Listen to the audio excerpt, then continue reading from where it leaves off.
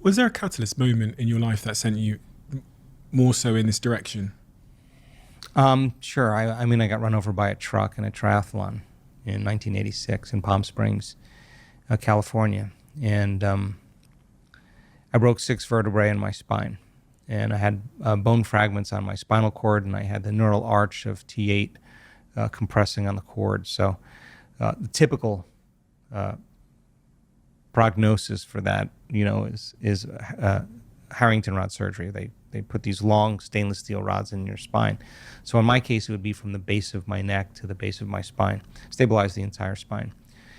And I just had 4 opinions from 4 of the leading surgeons in Southern California, and I was in my 20s, and I just couldn't imagine myself living on addictive medications or not being able to do whatever I love to do physically.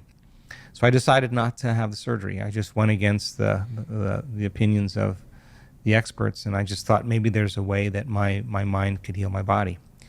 And so that started my journey, and somehow it worked. So I've been spending the rest of my life studying that. Had that not happened, do you think you would have gone in a different direction? Sure, absolutely.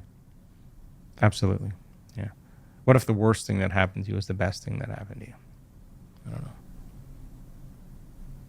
And that starts this you create this belief in your mind that you can heal yourself using your mind. Well, it was kind of crazy because I think when you're faced with crisis, like in a situation like this, we tend to focus on the worst thing that could happen instead of the best thing that could happen. And that's because of the hormones of stress and emergency. You always prepare for the worst.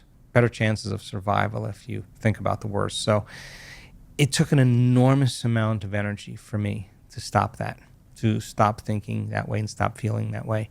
6.5 weeks of a dark night of the soul, I would say, because I couldn't get my brain to do what I wanted it to do. Even though I theoretically and understood it, I just kept defaulting. And I spent hours, and finally I was able to kind of get control over it. And then as soon as I started noticing some changes in my body, the